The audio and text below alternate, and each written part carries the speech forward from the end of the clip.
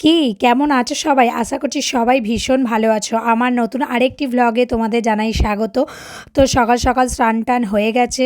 স্নান-টান করে এদিকে পুজোটাও দিয়ে দিয়েছি ভালো করে মন ভরে ঠাকুরকে পুজো-টুজো করে নিয়ে এবার তো শুরু হয়ে গেল রান্নাঘরে ঢোকার। তো রান্নাঘরে সকালবেলা মানেই তো আমাদের রান্নাঘরে মানে অর্ধেকটা টাইম কেটেই যায়। তো এদিকে প্রথমে ভাতটা বসিয়ে দিলাম। তো আজকে ব্রেকফাস্টে সকালে কিছু বানাইনি। আর কি হয় বলো তো, বৃহস্পতিবারটা না ব্রেকফাস্ট বানানোর সময়টা পাই না, মানে পুজো-টুজো করে এতটা দেরি হয়ে যায় তখন মনে হয় রান্নাটা করে ফেলি। তো এখানে দুটো ডিম সিদ্ধ বসিয়ে দিয়েছিলাম আমি খাবো বলে।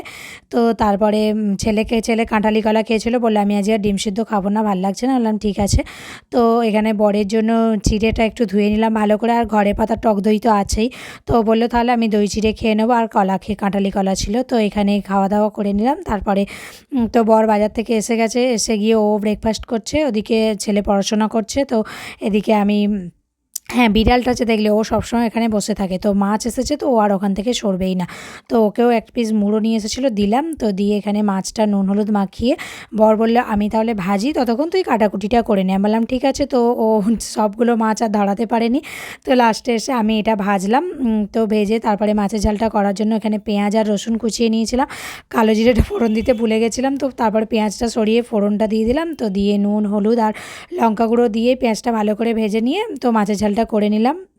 মাছগুলো দিয়ে দিলাম ফুটে যাওয়ার পর।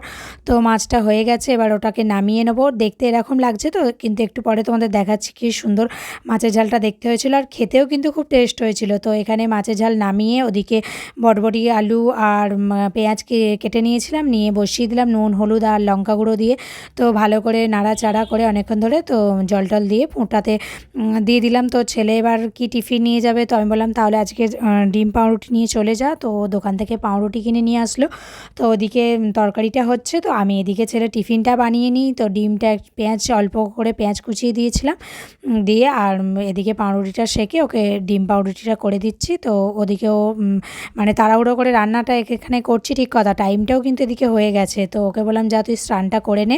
ও রুটিন মিলিয়ে স্নানটা করতে চলে গেছিলো। তো আমি এদিকে ডিম পাউরুটিটা করছি, আর তরকারিটা তো ওখানে দেখছো হচ্ছে, মাছের ঝালও হয়ে গেছে, ভাতও হয়ে গেছে। তো এখানে ডিম পাউরুটিটা হয়ে গেল, ওকে ছোটো ছোটো করে কেটে দিয়েছিলাম যেহেতু স্কুলে খাবে। তো আর একটু করে রেখে দিলাম, মানে ঠান্ডা হয়ে গেলে বক্সে ঢোকাবো। তো কেটে দিলাম, বাড়িতে হলে ঠিক ছিল, স্কুলে খাবে যেহেতু এরকম ছোটো করে কেটে দিলে ওরও খেতে সুবিধা হবে। তো কেটে ওকে টিফিনটা দিয়ে দিলাম, দিয়ে ওকে তারপরে তরকারি নামিয়ে ওকে খেতে দিয়ে দিয়েছিলাম। ও খেয়ে নিল, নিয়ে রেডি হয়ে গেল।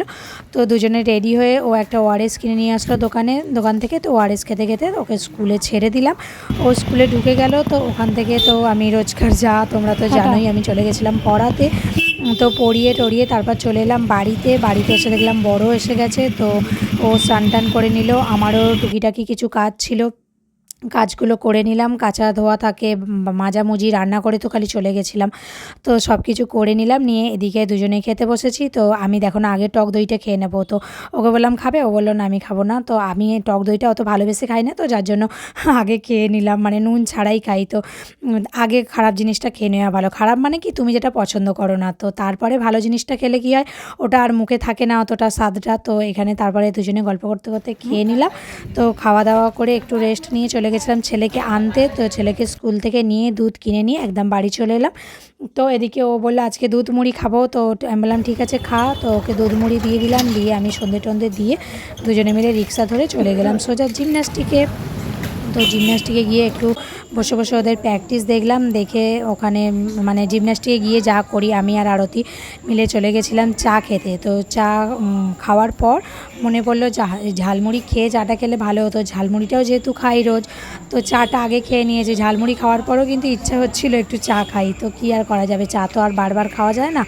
তো লিকার খেয়ে নিলাম ওখানে দুজনে, লিকার বিস্কিটও খেয়েছিলাম। তো এখানে হাসছি কেন কি, চা খেয়ে মানে খাচ্ছিলাম যখন ক্যামেরা অন করে, তো ওদের জিমন্যাস্টিকের স্যারও তখন চা কিনতে এসেছিলো, তো যার জন্য হেসে ফেলেছিলাম। তো চা খেয়ে চলে গেছিলাম ঝালমুড়ি খেতে।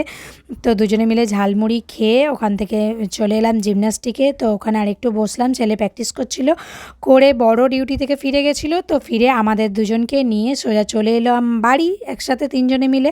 তো আজকের ভিডিওটা এতটাই রইলো, কেমন লাগলো তোমরা কমেন্ট করে জানিও, আর ভালো লাগলে লাইক করো, আর সাবস্ক্রাইব করতে কিন্তু ভুলো না। আর সবাই ভালো থেকো, দেখা হচ্ছে পরের ভিডিওয়, ততক্ষণের জন্য টাটা।